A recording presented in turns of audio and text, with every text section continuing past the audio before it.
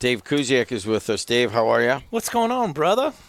I know that you were supposed to be here an hour and a half ago, but you had a little trouble this morning. If I could tell you what I've been through already, I have a 2016, and there's a couple glitches. I always start it, and I do have a remote, but it kind of acts up. So I went to go start it. I know I didn't hit a button. I shut the door, and it was locked. So I jumped in my wife's car, drove from Schererville to Hammond to go get the keys, and back to Schererville, and back here. So it's all right. So I've been up since the car 4 o'clock. was running all that time? I ran for about probably 50 minutes. I was actually thinking just come here and let it sit. Until it runs out of gas. Until it runs. And then, that reminds me when I was a kid, I did it one time on Monroe, and we took my dad to work, and my mom had to go to the store or something, and I locked the door.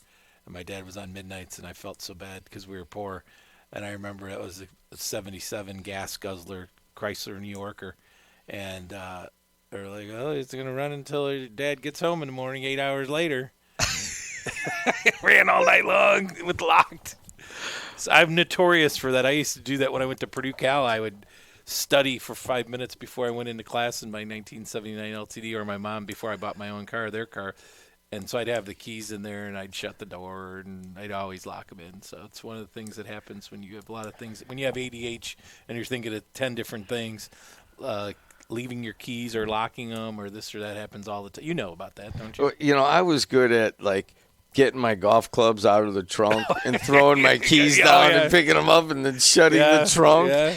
Oh, all the time. And, hey, and then it's not like you have a phone. You could be in the middle of nowhere sometimes, and you're just screwed. I'll do that at the shop, so I try to keep my keys on me because sometimes they'll go in and open the shop, and I put the coffee machine on. And then I start walking around, and I'll shut the door, and I'm like, I'm locked out. It's not a good feeling. Hey, Dave, you want to talk about somebody who passed? Before we get into what you want to talk about, this week on Sunday and Monday, we laid to rest a family member and dear friend. I want to talk about that just for a second. Porter resident Rodney Pol. I'm going to read the obit.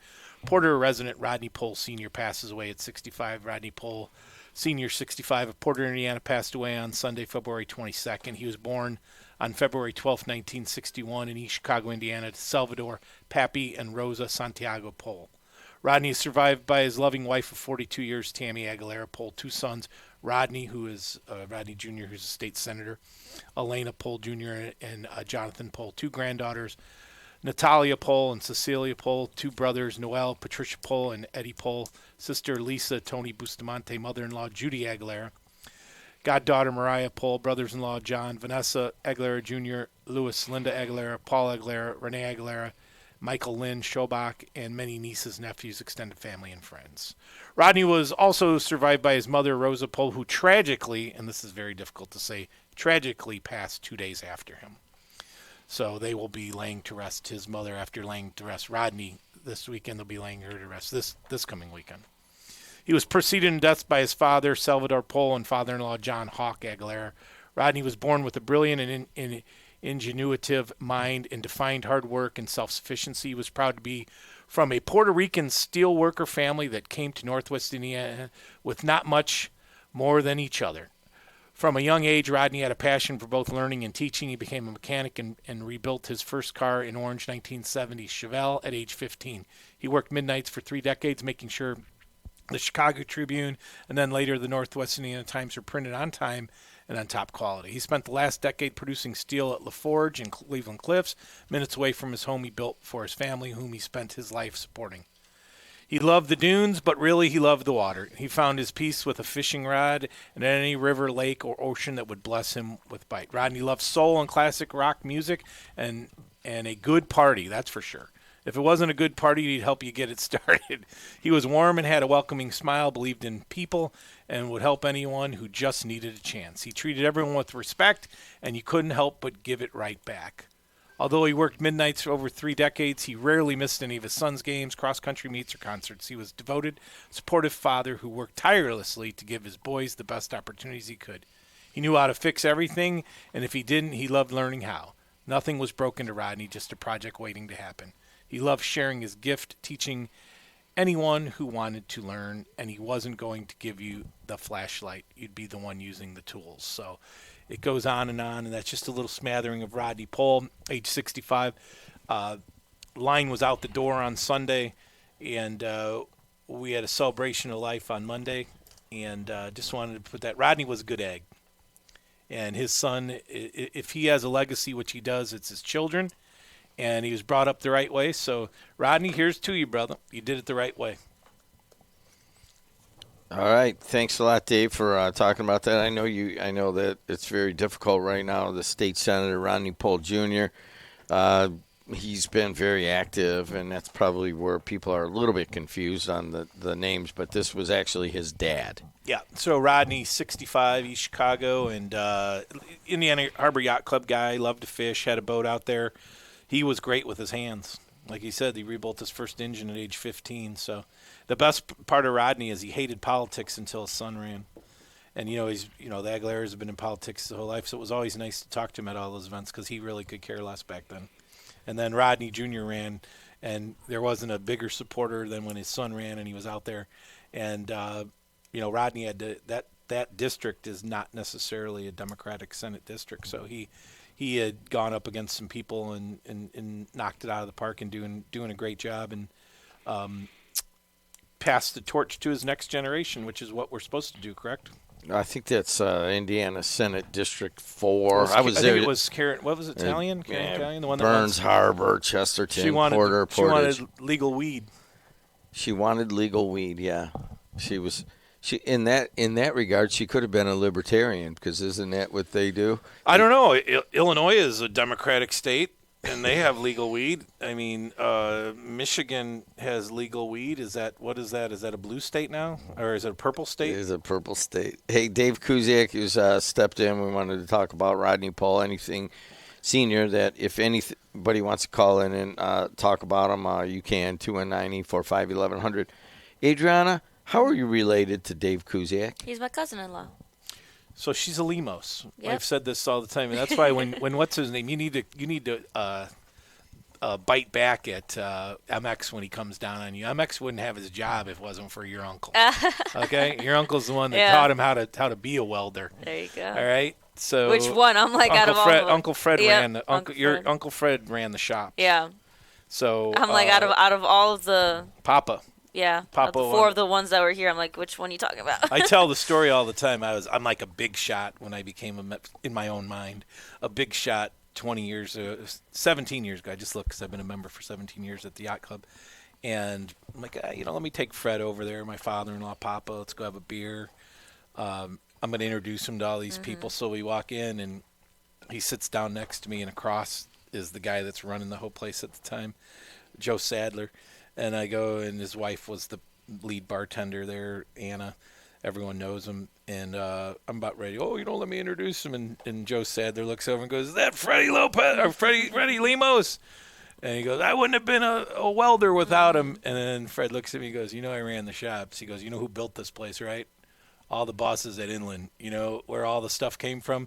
All this material that came from Inland Steel." He said this place wouldn't have been built unless I looked the other way to let all this stuff come.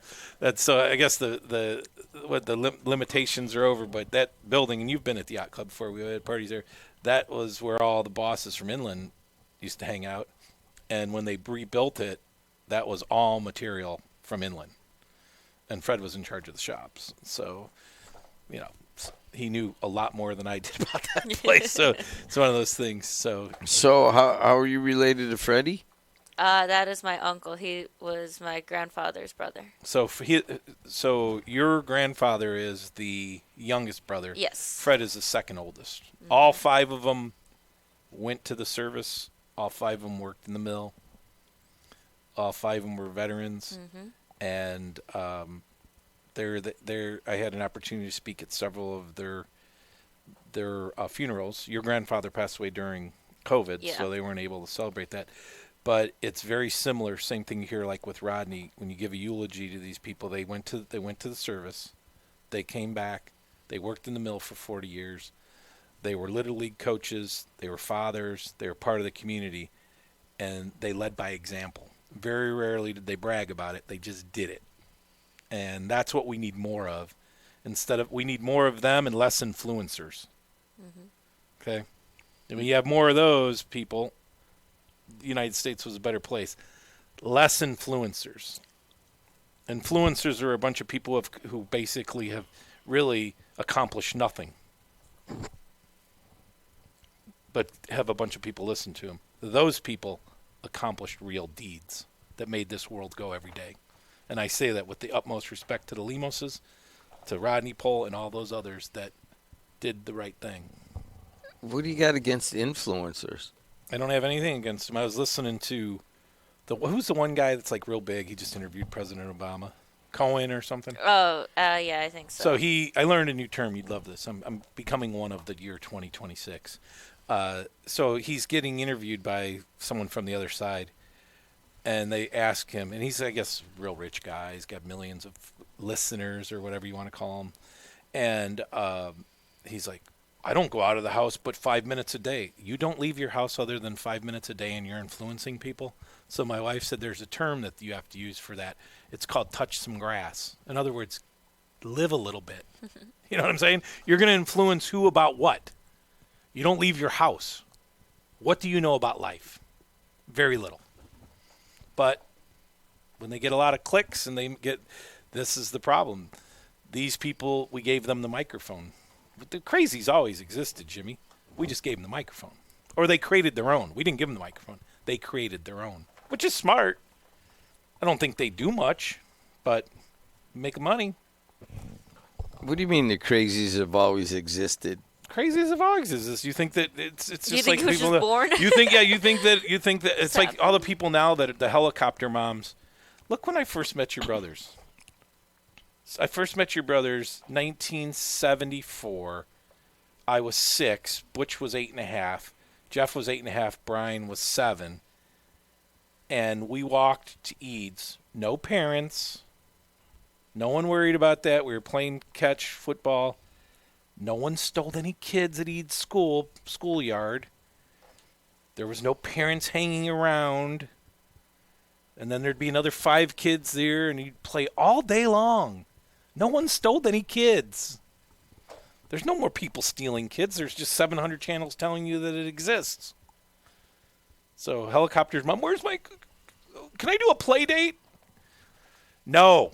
If you call me and you ask for a play date, the answer is no. That means your kid's like you. I don't want them around mine. A play date. How about knock on the door? I was at Jarko's the other day getting my car work done, and a kid comes up and he says the last name. It says Kokel. I said, which one are you the sons of? He said, Greg. I said, tell Greg I said hello. They lived right across the street.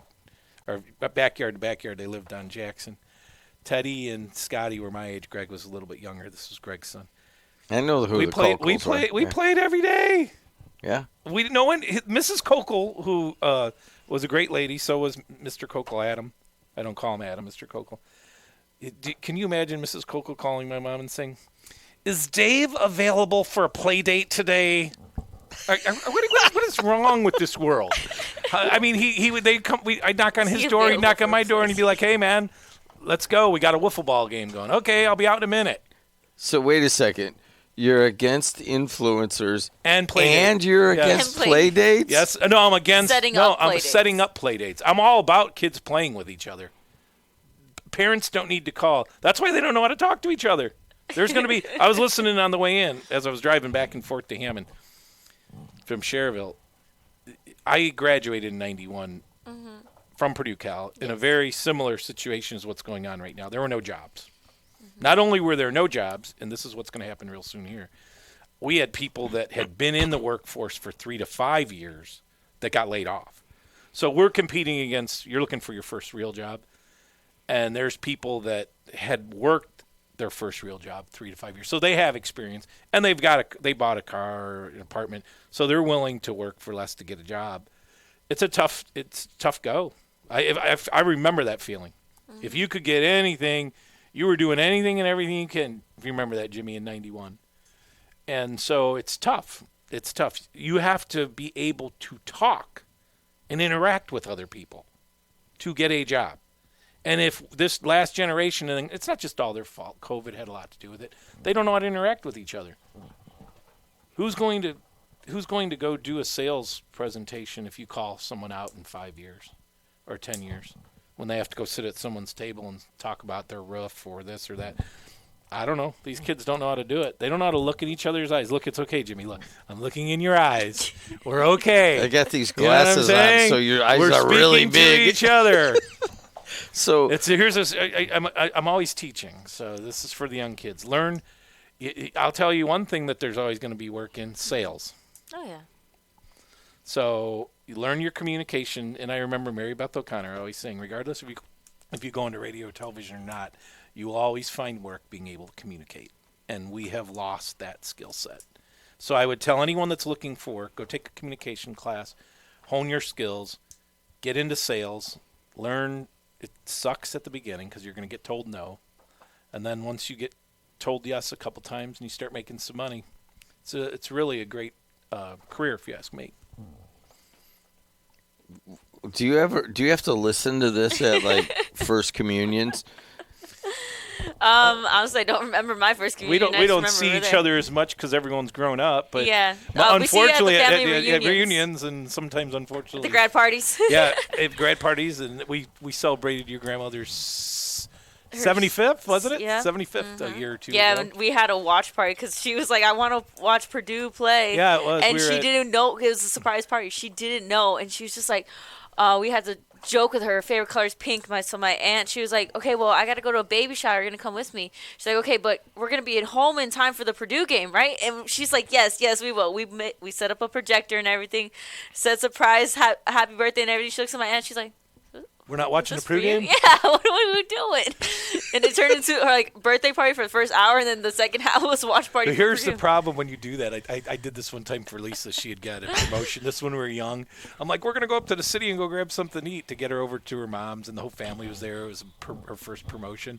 And we go there, and the family's all there, and she's like, we're not going to the city. She literally goes like this to me. And I learned at that point, don't ever say you're going to do something that would be considered, I don't want to use the word better, but you know what I'm saying, something you don't do all the time. She's like, we come over to my mom's all the time with everybody here and we eat. You know what I mean? Like, so why is we're not going to the city? I go, surprise! We'll do it next week. Hey, Kuz, you haven't been on in a while. I was on with Frankie about a week ago. Yeah, I know, but I mean, to just sit and openly talk about nothing, what bothers you right now in the world? I don't know if I'd necessarily say bothered. One of the things that, especially with my health, and I'm actually in a very good place right now. I have Jameson. Tomorrow is a perfect example. I was listening to whether we're going to go to the game or not. We have, by the way, Bucky Daniels, who passed away at the club we're having, I think it's his second annual fish fry tomorrow. So at Goodfellas. So we have a meeting tonight. I'll pick up the tickets. Can anybody go to that? Yeah. But so I could show up at Goodfellas? Yeah, because every time I go there, like there's like 3 or 4 dudes that want to come up and hug me and rub their aftershave. There's going to be 65 people there tomorrow, and we've already sold close to 60 tickets. But it's its second annual. Bucky used to do a fish fry, and him and his wife would do it. I remember. And so it's Brian Giovingo, who's the ATF guy, member, is in charge with others. So last week we went to Bishop Noll's Fish Fry, and we had 4 generations. So tomorrow I think Lisa's going to pick up her mom. And so here's the deal. It starts at 5:30. The game's at 6, and it's at Westside. So Jordan and Josh and the baby want to go. I kind of want to go to the game, but I don't want to be in a rush. You know what I'm saying? So it's one of those things. So I'm in a great place spending time. Although I will say this. I will challenge the Gary sectional tomorrow. And you've been there. You and I have done many games, just like East Chicago. Does anyone want to take odds that that game starts at 6 o'clock? I'll take odds. I'll take odds right now that game does not start. I'll take odds that game does not tip off at 6 o'clock tomorrow. I'll give you 2-1 odds on anyone that wants to call in. Why do you say it Because they like never that? start on time, which is good for me because if I do go to the fish fry and I want to go to the game, I won't miss it. But I don't know. I may kick it around with the boys tomorrow and enjoy that. So, and then if we take Becky, and God bless her, she's 86 and she's very mobile, but it's not like she's not doing cartwheels around the building. If you know what I'm saying? Like we're going to pick her up. We're going to go, it's not like you do 6 things. Yeah. So if we go to the club, then we'll probably stay at the club. So if you don't go to the club and go to the fish fry or whatever, and by the way, I'm picking BNI. It was a great game a week ago. BNI and East Chicago. East Chicago came away and they played better in the fourth quarter. By the way, they played a phenomenal game. Hit some really big shots down the road on their home floor. My prediction is BNI over EC tomorrow, and I just think because it's a neutral site, and I think that EC's a young team. BNI is not. I'm picking the Warrior to win on Friday and then play for the sectional championship. So that game's at 6 o'clock tomorrow. You'll be able to watch that on the Heartland Sports Network. We may do that. We may turn. Is there a way we can turn that on at Goodfellas?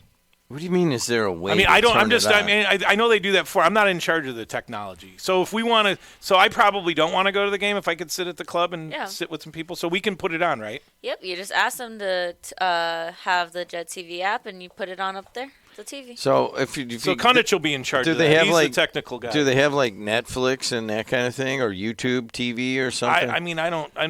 Usually, a lot of bars and restaurants now, they have to have all of those streaming services because all of these different sports games are spread out amongst all streaming services. So they have to adapt. So I'm sure that they have the smart TVs where you download They probably the do, Adriana, because they never miss a sports event there. Exactly. I mean, that's what the club's for. People get together and watch. So I'm not in charge of that. Kundich is the young kid that does So who's out there for us on announcing the games?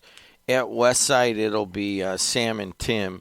That'll be Sam Michael and Tim Fedler. So they'll be doing Bishop Knoll versus East Chicago Central at 6 o'clock. Here's why I want to. Hold on, and let me get the rest of the schedule out.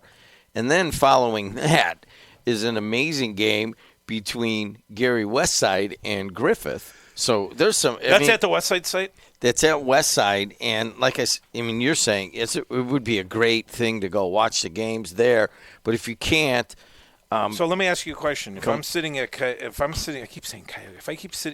Goodfellas tomorrow, and I fill my belly with shrimp and perch, and by the way, I am fat. People that are looking, I've gained 10 pounds during the winter, but that's what happens when you do 2 vacations, one all-inclusive. So if I'm sitting there enjoying and filling my fat belly, what's the likelihood I'm getting up, jumping in my car, driving all the way to Westside, as opposed to going like this to Kundich or someone or the bartender go, "Can you put the game on?" And they go, "Yes." So I'm sitting in a chair like this, watching a screen like that, and the bathroom's right there, and there's warm food and cold drinks and good people. Why am I getting up? So I sound like one of those athletic directors who said they didn't want TV on because I wouldn't. But here's the one reason why I do want to go to Westside. Because my father and mother took me and Chris Shaver in 1982 or 83 when Ronaldo Thomas with Gary Roosevelt. Was my brother playing? No, this was the regional championship, and Anthony Jones and the East Chicago Roosevelt in the sectional regional championship. And it was one of the first games that we went to together as a family, and my grandson's going. So that would be kind of cool to go to the historic West Side where you and I have done many games together. And I also played on that floor here in 1986. We opened up with the Turkey Tournament, if you remember that. We played East Chicago Central, the very first East Chicago Central game that they ever played, because it was their first year, and the Turkey Tournament. And guess what they did? They stole our shoes. Someone ran in the locker room in Westside and stole all of our nice shoes, our dress shoes. I remember that. We were like, our shoes are gone. Welcome to Gary Westside. Hey, do you have enough of a segment here or what? I don't know what's going on, but it's true. It's all authentic. You could look it up. I was gonna say, I like when you guys do segments like these where it's just conversation. It's great. This is what happens when you go out with me, and so it could be. So if I ever come back with the podcast, you ever watch that Joe Tobacco or whatever his name is, the guy from New York? Jimmy's from Staten Island. I have not watched Joe Tobacco. If you look it up, he's from Staten Island. Oh, he's like, an influencer. An old one. So he has his own show on Sunday. He was just on CNN the other day, by the way. They have that Abby. I watch Abby Phillip at night because they have a lot of different people, so I kind of enjoy that show. But he sits like this, and there's a bottle of wine, and everybody has a glass of wine, and they just do this. And that's what we first did. So I don't want to break any news, but that's what we did for a long time here, right in that corner. We called it Region Roundtable. And then we wouldn't have any drinks here, but we'd go to Old Glory afterwards. Remember that in the afternoon? Yes. I mean, I went to Old Glory. Have you ever been there? Mm-mm. All right, Old Glory was the WJOB bar when I worked here. Coldest beer in town. And then it had the bar, and then that old dude that looked like a sailor, Ed. And then he would walk up. His house was right there. I know. I did. You know who? Doug Paris ended up buying that building after Ed died. And Ed's son ran the bar for a while, and then he got out of the business. So Doug Paris, I don't know if he still owns it, but he owned it. And remember, he used to have hard-boiled eggs.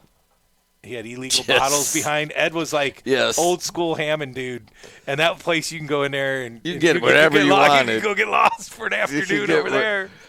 You know, the last time I spent 2-3 hours in there, I went in there, and there was a woman that I was a regular. This was maybe 10 years ago, and I go in there. It's right by the station here, and I get a drink and just sit there. And she waited, and I got to know her, and I knew some of the other guys at the bar. And then I left, and that night she got murdered. Oh. It was awful. I just didn't go Any anymore. Other happy stories this morning, Jim? It was awful. I mean, I'm sure somebody remembers that. Well, here's the story, and the lady got killed. Yeah. Everything else. Anything else you want to talk about? Have a good Thursday. We were having cold drinks, and then she got murdered. It was awful, walk my dog. I saw it in the paper. You want to talk about when my dog died? Next, Jimmy. Right? Want to talk about when our parents died? So the weather. You're going to be like Anderson Cooper. It's all about grief. I mean, this guy's the richest man in the world just about. He's a Vanderbilt. What are you upset about? You ever see that? Watch CNN. It's about grief. Okay, get over it. I mean, after a certain point. Do you realize I'm doing a podcast that Adriana is the producer for that is mostly about grief and trauma and healing from it. And you know who's doing the podcast? Anderson Pooper Anderson. I'm interviewing the guy. I'm interviewing him today at 2:30. Okay, good. We could get another podcast out. Cow guy. Okay, I'm sure he's had some loss in his life. Oh my God! Have you listened to? You've had loss in your life. I've had loss in my life. The guy was about to make me cry. I barely even know him. I'm like, dang. I'm not for those people that are going to cancel me again. I'm not minimizing grief. Okay, I've had quite a bit of grief. What do you got against grief? I don't have anything against grief. I lost my dad at age 50. I lost my mom at age 67. We've lost people in our life. I mean, I think that life is full of grief, but it's also full of a lot of other things. So one of the ways that you get over your grief is to get back on the horse and get back out there, and you still have people to live for. And I mean, it's terrible. I mean, you lost your mother. I remember she was 44. I mean, but you got through. You guys got through, and that's why, like, we just buried Rodney. I mean, talk about grief. He just died, and 2 days later, his mother died. I mean, so they buried, like, Rodney Jr.'s buried his dad Sunday and Monday of this week, and then he's burying his grandmother Saturday and Sunday of this week. It's basically the cow guy's story. Yeah. So, but you know what? When I read that obituary, did you see that he has 2 children and there's others, and it's called the circle of life. It's going to happen. We're all going to die. Now I'm getting not negative, but we're at the final third of our life, right? And here's a crazy thing. You talked about Papa, your uncle. Mm-hmm. I came into the family, and Lisa and I had Jordan when Fred was 55. Jordan and Josh had Jameson when I was 55. So it's just the next. I was young. Now I'm the grandpa. Now I'm the papa. So, you see the kid. I went to West Side with my mom and dad and watched Ronaldo Thomas against Anthony Jones, Ron Heflin against John Todd, and now I could go today or tomorrow if I want to, and take Jameson to go watch Schooler against Moroe, right? Rui. So we think that what we went through is only, it's really not. Guess what's going to happen next year? They're going to have another sectional. I mean, it's 100th. We went to the 100th anniversary. What is it, 110 now, the IHSA? So I'm just saying that it's not like we're the first people to ever go through this. We won't be the last. Dave and I went down and did the state finals in the morning, and then we went over to the bar and did. Remember with Daryl? Daryl from Maryville. Remember Wayne was hungover? Oh. Mick was supposed to do one of the games, and they went out the night before. First game, 9 o'clock in the morning Central Time. We leave at 4, and he sleeps the whole way. And I'm like, God, well. We went to that bar right by Central Station. Wasn't it right underneath? Yeah, it was a little dive bar right by the stadium. I think they had to move it out when they rebuilt Lucas Oil. So I was telling this story the other day. So it's the 100th anniversary, and Bowman was 1A. So Bowman won 1A. Mm-hmm. Wheeler with Yogi Farrell won 2A. And the 3A game was Westside, who was coached by Ronaldo Thomas, who I just brought up earlier. And they had 2 or 3 really good guys. Brandon Dawson, who ended up going to Michigan State. And they played Washington, who had Cody Zeller, who was kind of a lengthy white kid. And boy, did I eat my words. I said, that kid looks like he's going to get eaten up. Afterwards, after they won in double or triple overtime, he had 29 points, 28 rebounds. I saw him in between the hallway when I went to the press conference. I said, kid, you had a game. But I remember Weisnora's on the call. Remember, he's talking to us. We're sitting next to the floor, and Weisnora is actually literally having an open conversation with us. And remember, he kept saying, I got to keep it. I'm trying to keep it level. Those other officials never saw kids like Lou Wallace that could jump out of the gym like that. And they did a screw job like they always do downstate.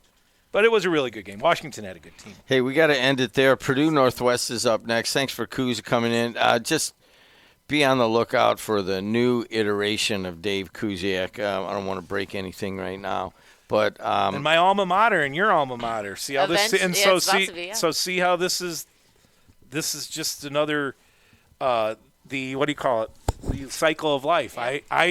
I got called here from Professor Lee Goldman, who was very close with them. Waiting. No, I know, but I'm saying, so it's the next generation. Come on over here and intern for free. That's what we're not back in the day. Not now. We're not taking any. I know. We're not taking any. So Colby and Lee Goldman, Professor Lee Goodman. Mm-hmm. That was Colby's friend. Yeah, he was real close. So he was my professor. Hey, Dave, they need you over there. I go, how much? He goes, he starts laughing. What do you mean? You don't get paid when you go over there. Hey, you're going to get some experience. There you go. She's Adriana Alvarez. She runs the morning show here and all the podcasts. If you want your own podcast, we're kind of getting backed up and kind of backing up, but it should open up a little bit in the spring. If your municipality, your law enforcement agency, your candidacy, whatever, please get a hold of Adriana at WJOB1230.com. Can I give you one last prediction? I heard you talk about the sheriff's race. I won't talk about who's going to win. I'll talk about the percentage of vote. 17% of Northwest Indiana will vote this coming May. We will have the Purdue Northwest people up next. And thanks a lot to Adriana. Thanks to you, Kuz, for coming in. Our condolences to the family of Rodney Pol Sr. And, the cycle of life moves on. But you're definitely condolences in your time of grief. Until next time, see you later on The Voice and Face of the Region.